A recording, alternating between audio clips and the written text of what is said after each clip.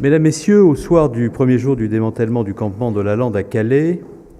et alors que nous quittons à l'instant une réunion de la cellule de coordination et de suivi mise en place ici même au ministère de l'Intérieur, je souhaite, avec Emmanuel Cauze, vous faire un point de situation et rappeler quelques-uns des principes qui guident l'action du gouvernement dans cette opération extrêmement délicate pour laquelle nous sommes toutes et toutes mobilisés. Ce soir, 2318 migrants ont été mis à l'abri. 1918 majeurs ont quitté Calais à bord de 45 bus pour rejoindre 80 centres d'accueil et d'orientation situés dans 11 régions de France, et 400 mineurs ont été orientés et eux aussi mis à l'abri au centre d'accueil provisoire dans l'attente de l'instruction de leur dossier, rejoignant les 200 mineurs qui s'y trouvaient déjà. Ce sont donc 600 mineurs isolés qui sont désormais en sécurité au sein du CAP. Une première étape est donc franchie aujourd'hui. Elle s'est passée dans le calme, elle s'est passée dans la maîtrise, et nous devons bien entendu continuer. Si nous donnons ces informations, si nous continuerons d'ailleurs à les donner dans les jours à venir, c'est parce que nous menons cette opération au grand jour et avec une volonté de transparence. Non seulement sous le regard de la presse, bien entendu, ce qui est normal, mais aussi en présence des associations qui œuvrent sur place, des représentants du Haut-Commissariat aux réfugiés des Nations Unies, des représentants du Défenseur des droits, de la Contrôleure générale des lieux de privation de liberté, mais aussi de nombreuses associations internationales ou nationales, comme Amnesty International, Human Rights Watch. Parce qu'il est normal que les Français sachent exactement ce que nous faisons et que le gouvernement fait à Calais, et il le fera autant qu'il sera nécessaire, son devoir de pays attaché au droit d'asile. Ce devoir, c'est d'abord, mesdames et messieurs, un devoir humanitaire. Nous souhaitons mettre à l'abri l'ensemble des personnes qui se trouvaient encore aujourd'hui sur le campement et dont la grande majorité a fui les guerres, les persécutions, des atrocités dans leur pays. Les conditions dans lesquelles ces personnes vivaient dans le campement de la Lande étaient indignes et ne pouvaient durer. C'est pour cette raison que, depuis un an déjà, nous avons proposé une orientation en CAO aux migrants qui le souhaitaient. 6 000 d'entre eux ont ainsi pu quitter Calais pour rejoindre l'un des 167 centres d'accueil et d'orientation que nous avons créés depuis le mois d'octobre dernier partout à travers le pays. Depuis aujourd'hui et jusqu'à la fin du démantèlement, ce sont 6 500 autres migrants qui feront de même. Pour cela, nous avons créé depuis l'été 283 CAO supplémentaires, portant leur nombre total à 450 au niveau national. Ces centres d'accueil et d'orientation représentent une étape temporaire, j'insiste sur ce point, de quelques mois, dans le parcours des migrants. Ce ne sont pas des structures qui ont vocation à demeurer et qui permettront ensuite aux migrants,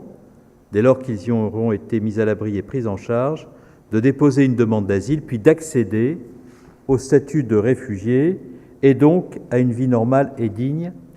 à laquelle, légitimement, ils aspirent. Cette politique de mise à l'abri humanitaire, qui correspond aux valeurs de la France, à ce qu'elle est profondément, à ses engagements internationaux, s'accompagne bien entendu de son corollaire absolument indispensable, c'est-à-dire une fermeté totale à l'égard de l'immigration irrégulière. Depuis le début de l'année, 1789 personnes en situation irrégulière ont été éloignées du territoire national depuis Calais. Par ailleurs, toujours depuis le début de l'année, 33 filières d'immigration irrégulière à destination du Royaume-Uni ont été démantelées, soit une hausse de 20% par rapport à l'année dernière. Je souligne enfin que 47 000 personnes ont été réadmises à l'entrée du territoire national, refoulées depuis le rétablissement de nos contrôles aux frontières le 13 novembre dernier. Ce que le gouvernement fait à Calais, c'est aussi bien entendu son devoir vis-à-vis d'une ville, vis-à-vis d'un territoire. Calais, ses habitants, ses élus, ses acteurs économiques et sociaux ont depuis plus de 15 ans porté souvent seuls sur leurs épaules le poids des effets de la crise migratoire internationale dans notre pays. Ils l'ont fait avec générosité, ils l'ont fait avec patience, ils l'ont fait avec courage, mais cette situation ne pouvait pas durer non plus. Et nous avons souhaité que la solidarité nationale joue. Nous le devions aux Calaisiens qui, eux aussi, aspiraient, tout en prenant leur part, comme ils l'ont fait au cours des dernières années, à retrouver une vie plus apaisée, un développement économique vers l'avenir. Nous le devons aussi aux forces de l'ordre, qui sont engagées sur le terrain depuis des mois et des mois, qui font face avec un professionnalisme qui force l'admiration à des situations tendues toutes les nuits autour de la rocade. Ces forces de l'ordre resteront aussi longtemps que nécessaire pour sécuriser la frontière et empêcher la reformation de campements à Calais et sur le littoral. Et je veux de ce point de vue-là aussi être extrêmement clair. Il y a le démantèlement en cours, mais il y a un après-démantèlement qui est préparé tout aussi méticuleusement que le démantèlement lui-même. Il y aura à Calais le maintien de force destiné à éviter que le campement ne se reconstitue. Nous utiliserons une partie des unités de force mobiles qui ont été mobilisées dans le rétablissement de l'ordre dans le contexte que l'on sait pour opérer des contrôles dans les gares, des contrôles en profondeur, lutter contre l'immigration irrégulière, pour faire en sorte que l'action que nous conduisons est un après construit, lui aussi méticuleusement, et qui permette de faire en sorte que sur la façade septentrionale, mais bien entendu prioritairement à Calais, ces campements ne se reconstituent pas. La solidarité nationale à laquelle je faisais référence à l'instant, nous l'organisons à travers les 150 CAO répartis sur l'ensemble du territoire. Les maires ont été aidants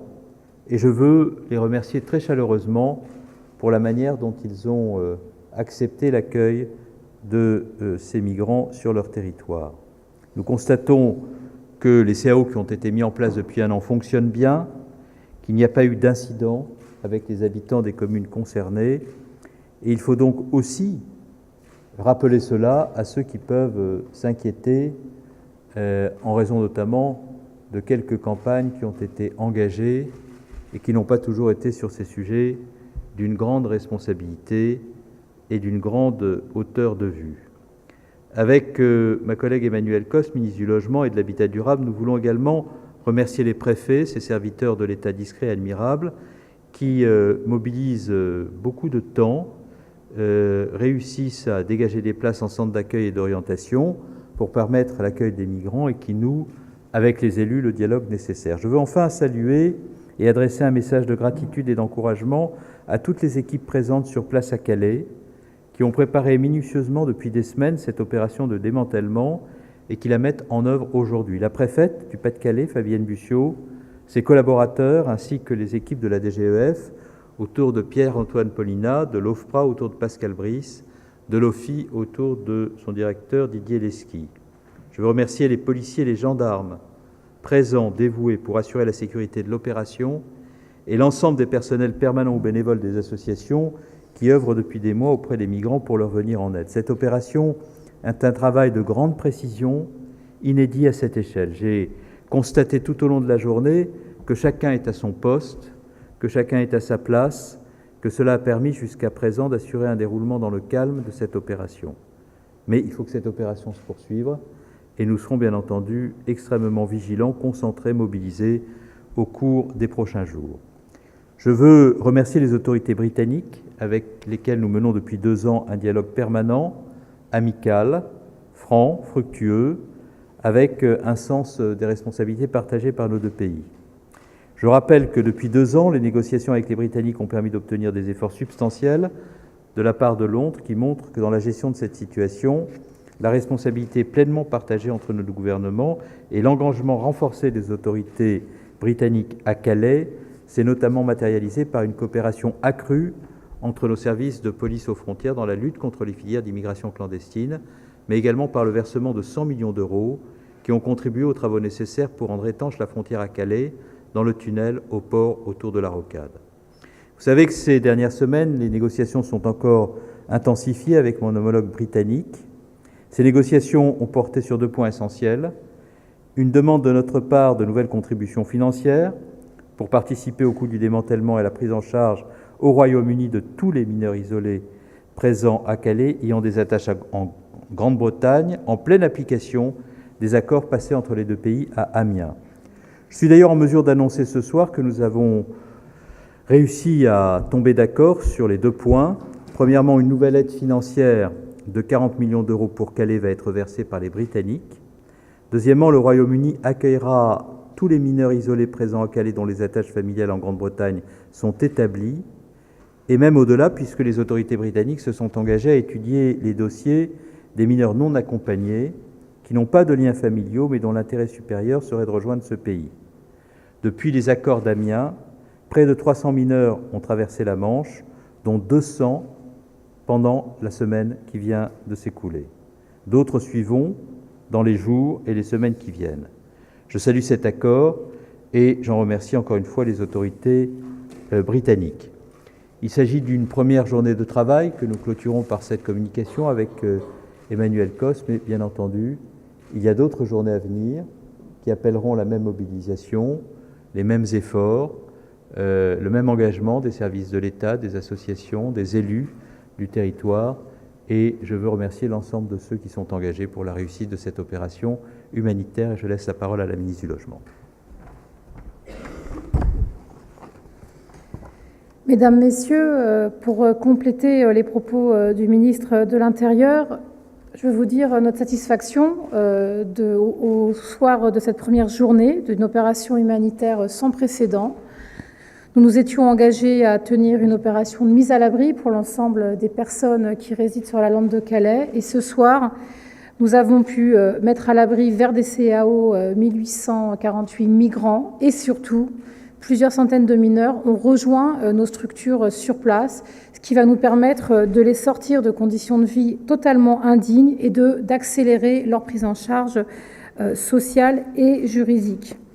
Je veux m'associer aux propos qui viennent d'être tenus pour rendre hommage, d'une part, au travail mené par la préfète du Pas-de-Calais, Fabienne Bussiot, et de l'ensemble de ses équipes, mais également de l'ensemble des préfets qui, sur tout le territoire national, nous ont aidés à mobiliser pour obtenir ces milliers de places en CAO que nous avons ouvertes aujourd'hui. Et je me rendrai dès ce soir dans un CAO, justement, pour me rendre compte de l'accueil qui est opéré. Je voudrais aussi rendre hommage à tous les agents, membres d'associations, membres de différentes organisations qui, depuis ce matin et évidemment avant-hier et les jours précédents, ont mené un travail de conviction très important auprès des personnes présentes sur la lande de Calais à travers des maraudes sociales pour les informer du dispositif de prise en charge des CAO. Je voudrais aussi, dans ce contexte particulier, remercier tous les citoyens qui, localement, se sont d'ores et déjà manifestés pour faire part de leur mobilisation pour accueillir des migrants sur leur territoire, aider les associations dans la prise en charge dans les CAO, et avec eux tous et elles toutes, nous montrons qu'en France, nous sommes capables d'accueillir plusieurs milliers de personnes qui ont fui les persécutions, la guerre et des conditions de vie extrêmement difficiles. Je veux aussi dénoncer ce soir, sans nuance, les quelques éléments de violence que nous avons pu constater, notamment sur des centres qui sont destinés à l'accueil des migrants sur l'ensemble du territoire national,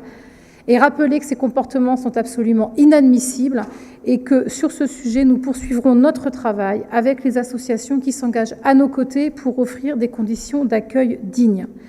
J'en appelle d'ailleurs à la responsabilité de chacun et à un apaisement général et une mobilisation de tous les progressistes pour soutenir avec nous cette politique digne d'accueil et de mise en œuvre du droit d'asile et montrer que cette opération humanitaire est nécessaire car il s'agit d'une démarche de protection pour toutes ces personnes, que la bataille du droit d'asile que nous menons aujourd'hui avec le ministre de l'Intérieur est absolument nécessaire et que demain, nous allons poursuivre ce travail avec une nouvelle journée de départ en CAO pour plusieurs milliers de personnes. Je vous remercie.